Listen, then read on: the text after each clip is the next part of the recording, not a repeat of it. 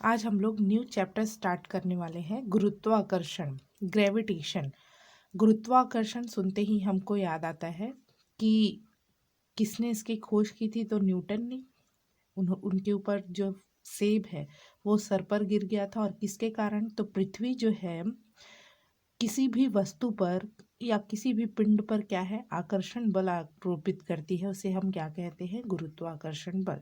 इसी के बारे में हम अध्ययन करेंगे आज कि किस प्रकार जो है पृथ्वी जो है पिंडों पर आकर्षण बल लगाती है। ठीक है, तो किन्हीं भी दो पिंडों के बीच लगने वाले आकर्षण बल को गुरुत्वाकर्षण बल कहते हैं। ठीक है ना, किन्हीं भी दो पिंडों के बीच लगने वाले आकर्षण बल को गुरुत्वाकर्षण कहते हैं। एक और टर्म है गुरुत्व। ठीक है, तो कोई ग्रह जैसे पृथ्वी किसी पिंड पर जो बल लगाता है उसे गुरुत्व कहते हैं। ठीक है ना, यहाँ केवल एक ग्रह डिफाइन कर देंगे। ठीक है, तो किसी पिंड पर जो बल लगाएगा उसे हम क्या कहेंगे, गुरुत्व कहेंगे। ठीक है, ये ध्यान रखेंगे। गुरुत्वीय त्वरण, अब बल लगा रहा है मतलब क्या उत्पन्न हो जाएगा जी, त्वरण उत्पन्न हो जाएगा। एक्सेलरेशन ड्यू टू ग्रेविटी, गुरुत्व के कारण जो त्वरण उत्पन्न होगा उसको गुरुत्वीय त्वरण कह देंगे। ठीक है, गुरुत्व के कारण किसी वस्तु में उत्पन्न त्वरण को गुरुत्वीय त्वरण कहते हैं। जैसे हम किसी वस्तु को ऊपर फेंकते हैं तो उसका वेग धीरे धीरे धीरे क्या हो जाता है, कम हो जाता है। वेग में परिवर्तन होता है मतलब क्या उत्पन्न हो गया, त्वरण। किसके कारण, गुरुत्व के कारण। पृथ्वी पिंड पर गुरुत्व बल लगा रही है। ठीक है ना, इसलिए स्वतंत्रता पूर्वक ऊपर से नीचे गिरती हुई वस्तु के वेग में परिवर्तन होता है। परिवर्तन की दर को गुरुत्वीय त्वरण कहते हैं। इसे स्मॉल जी से प्रदर्शित करते हैं। ठीक है, ऐसा ही मात्रक हम जानते हैं गुरुत्वीय त्वरण का, मीटर पर सेकंड स्क्वायर, और जी का मान भी जानते हैं 9.8 मीटर पर सेकंड स्क्वायर। FPS पद्धति में 32.2 फुट पर सेकंड स्क्वायर होता है। ठीक है, न्यूटन का सार्वत्रिक गुरुत्वाकर्षण नियम। न्यूटन ने केपलर के जो नियम पढ़े हैं ग्रहों की गति संबंधी, जो नियम है आगे चैप्टर में हम लोग देखेंगे, उसके आधार पर कुछ निष्कर्ष निकाले और उन्होंने अपना एक नियम दिया।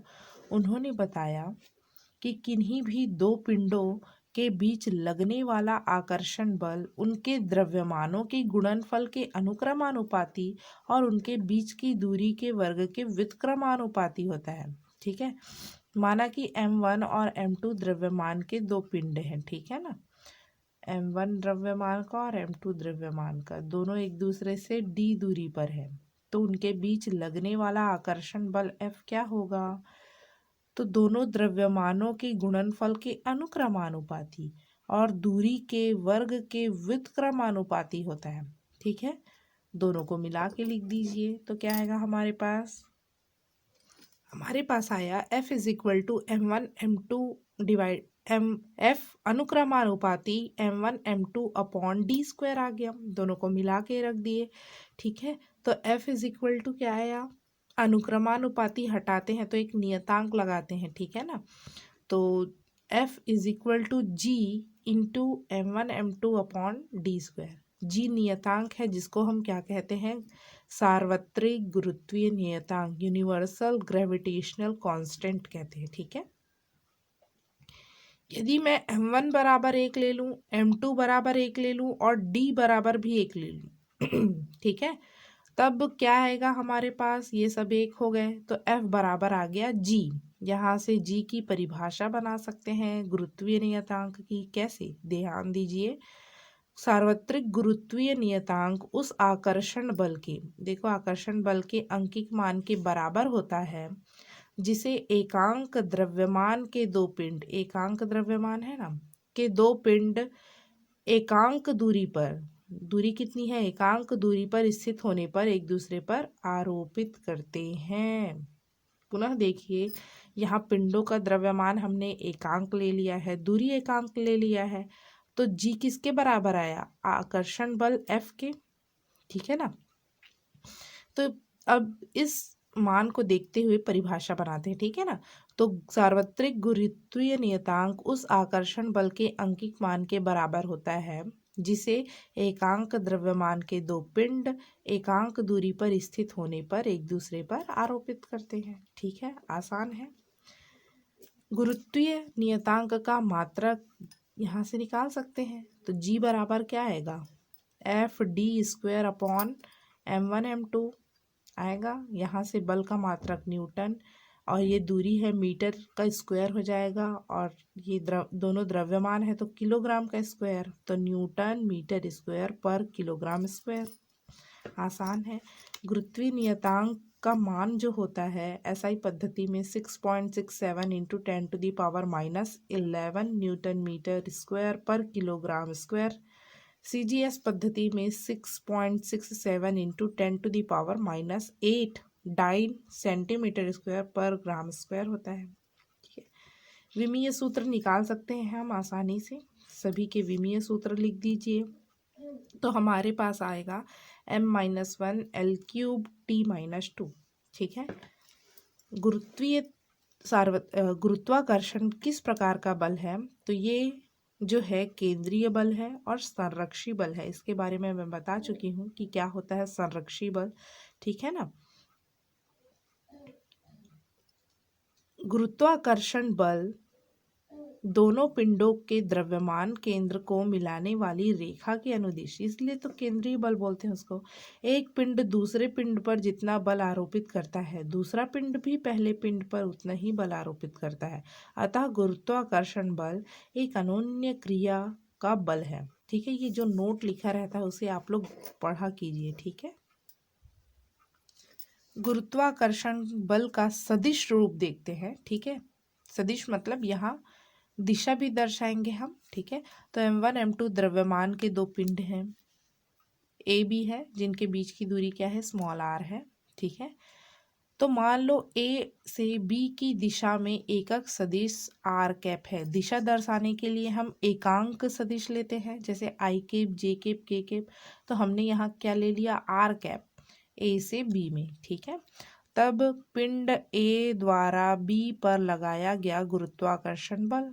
ठीक है, जो सूत्र है वही लिख देते हैं, G_m1 m2 अपॉन r²। दूरी क्या है, यहाँ लिए है r, इसलिए r² हो गया। d लिए थे तो d² हो गया था। ठीक है, साथ में क्या लगाएंगे, r कैप ए बी। ठीक है ना। इसी तरह पिंड b द्वारा ए पर लगाया गया बल क्या होगा, वेक्टर FBA बराबर -G_m1 m2 upon r² r cap A B. ध्यान दीजिए, ए बी के विपरीत दिशा में लग रहा है इसलिए माइनस हो गया। सदिश में दिशा बदलने पर क्या होता है, ऋणात्मक चिन्ह दर्शाते हैं कि नहीं। ए से बी बराबर क्या होता है, बी से ए, और उसमें क्या लगाएंगे जी, माइनस। ठीक है, दिशा बदलने पर ऋण चिन्ह लग जाता है। अब देखते हैं गुरुत्वीय नियतांक और गुरुत्वीय त्वरण में संबंध, ये पता होना चाहिए। ठीक है ना। तो हम जानते हैं गुरुत्वाकर्षण का, अभी गुरुत्वाकर्षण बल के लिए सूत्र निकाले हैं हम लोग। क्या होता है, F = m1 m2 upon d²। ठीक है, तो यहाँ हमने पृथ्वी का द्रव्यमान क्या ले लिया, m ले लिया है, पृथ्वी, संपूर्ण पृथ्वी का। ठीक है, उसकी त्रिज्या कितनी ले ली है हमने, r ले ली है। ठीक है, और उसकी सतह पर एक m द्रव्यमान का पिंड ले लिए है। ठीक है, तो उस पिंड पर ये पृथ्वी भी एक पिंड है, तो दोनों पिंड एक दूसरे पर क्या लगाएंगे, आकर्षण बल। ठीक है, तो उसकी सतह पर m द्रव्यमान की कोई वस्तु रखी है, यह माना जा सकता है कि पृथ्वी का संपूर्ण द्रव्यमान उसके केंद्र पर केंद्रित है। अतः न्यूटन के गुरुत्वाकर्षण के नियम से पृथ्वी द्वारा वस्तु पर आरोपित बल F = G_mm upon r²। Capital M पृथ्वी का द्रव्यमान है, ये एक पिंड हो गया, दूसरा पिंड जो उसकी सतह पर रखा है। ठीक है, दोनों के बीच की दूरी क्या है, जितनी पृथ्वी की त्रिज्या है। ठीक है, क्योंकि हमने क्या माना है, पृथ्वी के संपूर्ण द्रव्यमान को उसके केंद्र में केंद्रित माना है। ठीक है, हम न्यूटन के द्वितीय नियम से क्या जानते हैं, हम F = द्रव्यमान गुणित गुरुत्वीय त्वरण, तो mg हो गया। ठीक है, F = m × g। दोनों बल हैं, दोनों बल ही है ना, तो जब लेफ्ट हैंड साइड बराबर है तो राइट हैंड साइड भी क्या होंगे, बराबर। तो M G is equal to आ जाएगा G M M upon R square. तो जी की वैल्यू निकालो, ये एम से एम कैंसिल हो गया, G M upon R square. इसको याद रखेंगे, इंपॉर्टेंट है, ठीक है ना, आगे हमको काम आएगा। अब आगे देखेंगे गुरुत्वीय त्वरण जो है किस प्रकार पृथ्वी की सतह से ऊपर जाएंगे और नीचे आएंगे तो कैसे चेंज होगा। अंतर आप लोग पढ़ लेंगे गुरुत्वीय त्वरण और गुरुत्वीय नियतांक में, इम्पॉर्टेंट है, ठीक है। तो पहले हम क्या करते हैं, पृथ्वी की सतह से ऊंचाई पर जाते हैं, तब देखते हैं कि गुरुत्वीय त्वरण का मान बढ़ता है कि कम होता है, ठीक है। तो ये एम द्रव्यमान, कैपिटल एम पृथ्वी का द्रव्यमान है, उसकी त्रिज्या आर है, उससे एच ऊंचाई पर, केंद्र से एच ऊंचाई पर, सॉरी पृथ्वी की सतह से एच ऊंचाई पर हमने क्या लिया है, स्मॉल एम द्रव्यमान का कोई पिंड ले लिया है, ठीक है। तो जी बराबर हम सूत्र जानते हैं, G M M upon R square.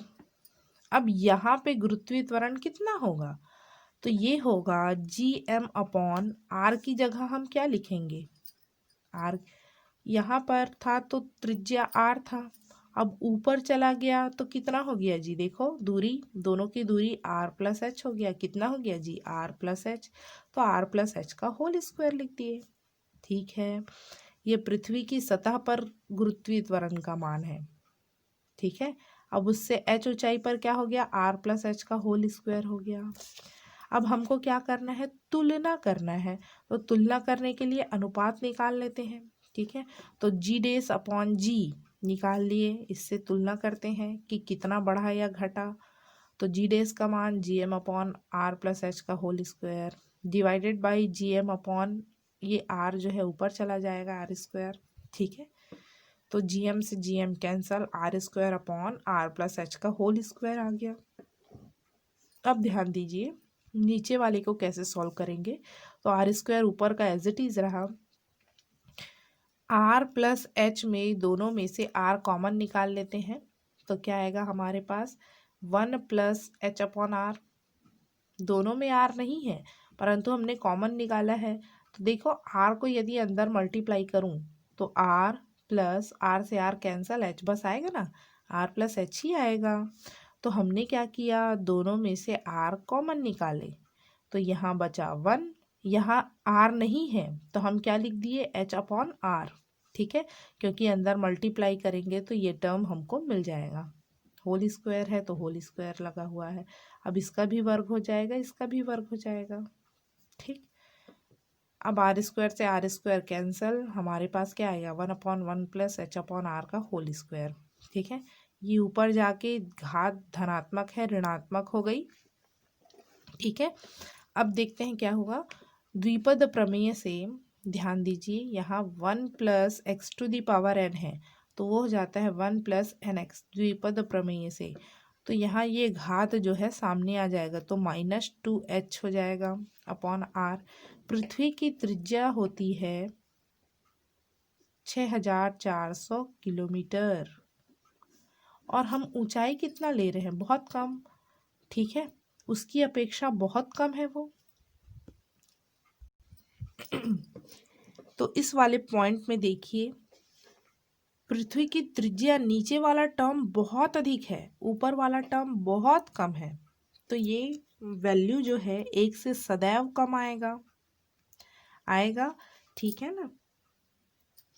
देखो ऊपर वाला क्या है, क्वांटिटी बहुत कम है, जैसे कि मान लो हमने ले लिया है h का मान 50 किलोमीटर और r का मान कितना है जी, 64,000, तो h/r कितना होगा, 50/4, 6400। सोचो, तो ये क्वांटिटी नीचे वाली बहुत ज़्यादा है तो इसका मान सदैव 1 से कम आएगा, <<1। तो स्पष्टतः ये जो जी डेस अपॉन जी है, जी डेस अपॉन जी, उसका मान सदैव कम होगा, ठीक है। पृथ्वी की सतह से ऊपर जाने पर जी का मान कम होने लगता है, देखिए वैल्यू क्या हो गया, कम हो गया, h/r इज <<1, ठीक है। ये क्वांटिटी का मान कम आया है, इससे हम निष्कर्ष निकालते हैं कि जी डेज का मान कम होगा किससे, जी से। ठीक है, अतः हम कह सकते हैं कि ऊपर जाएंगे पृथ्वी की सतह से तो गुरुत्वीय त्वरण का मान कम होने लगता है। अब देखते हैं नीचे जाएंगे तो क्या होगा। अब पृथ्वी की सतह ये है, ठीक है, उससे हम क्या जाएंगे, नीचे की ओर जाएंगे। तब किस प्रकार से गुरुत्वीय त्वरण का मान परिवर्तित होगा ये देखेंगे। तो पृथ्वी की सतह पर गुरुत्वीय त्वरण के सूत्र हम जानते हैं, Gm/r² होता है। अब यहाँ हम द्रव्यमान लेंगे, ठीक है ना, द्रव्यमान को जो है वो परिवर्तित हो रहा है। देखो ये पृथ्वी है, अंदर जाने पर द्रव्यमान क्या हो जाएगा, पृथ्वी का कम नहीं हो जाएगा। ठीक है, जैसे एक एग्जाम्पल के तौर पर एक संतरा है, यदि उसको छीलोगे अंदर वाला पोर्शन तो उसका अब उसका वेट करोगे, ठीक है, तो उसका वेट क्या हो जाएगा, कम हो जाएगा। ठीक है, तो अंदर जाएंगे तो पृथ्वी के द्रव्यमान में परिवर्तन होगा, इसलिए द्रव्यमान को भी यहाँ लेना है हमको। ठीक है, तो यहाँ जो है सूत्र पृथ्वी की सतह के लिए गुरुत्वीय त्वरण का मान G = Gm/r² है। द्रव्यमान बराबर आयतन इंटू घनत्व होता है। ठीक है, तो द्रव्यमान m = 4/3 πr³ d, घनत्व को d से दर्शा दिए। गोले का आयतन का सूत्र क्या होता है जी, 4/3 πr³, ये गोला ही है ना, और घनत्व d। ठीक है ना, g बराबर आ गया, यहाँ देखिए पृथ्वी की सतह पर g बराबर कितना आ गया, g m का मान रख दीजिए 4/3 πr³ d, तो यहाँ से 4/3 πgRd, r² से r³ कैंसिल हो जाएगा। ठीक है, अब अंदर जाएंगे, पृथ्वी की सतह पर ऊंचाई कितनी थी, r, जितनी उसकी त्रिज्या वही तो ऊंचाई थी। ठीक है ना। अब देखिए h ऊंचाई गहराई में आएंगे, h ऊंचाई गहराई में आएंगे। ठीक है, तब क्या होगा, इस पोर्शन का मान केंद्र से ऊंचाई कितनी बच जाएगी, तो r-h। ठीक है, ये पूरा मान लो 5 किलोमीटर है, हमने 3 किलोमीटर अंदर चले गए तो ये कितना बच जाएगा जी, 5 ऋण 3, 2 किलोमीटर बचेगा कि नहीं, तो r-h हो गया। ठीक है, अब इस सतह पर हमको गुरुत्वीय त्वरण का मान देखना है, तो जी डेश बराबर निकाल लेते हैं Gm/r-h का होल स्क्वायर। ठीक है, अब यहाँ पुनः द्रव्यमान में परिवर्तन होगा। ठीक है, तो निकालते हैं, द्रव्यमान बराबर आयतन इंटू घनत्व होता है क्या, तो आयतन 4/3 पाई, r की जगह क्या हो जाएगा, r-h का क्यूब, क्या हो जाएगा, r-h का क्यूब इंटू घनत्व d। ठीक है, आसान है, यहाँ देखो दूरी कितना था, r, ठीक है, त्रिज्या जितनी है उसकी, अब त्रिज्या कितनी हो गई, r-h का होल स्क्वायर हो जाएगा, इसलिए r-h हो गया, तो r-h का होल क्यूब हो गया। तो जी डेज बराबर हमारे पास आ गया, Gm' का मान रखिए।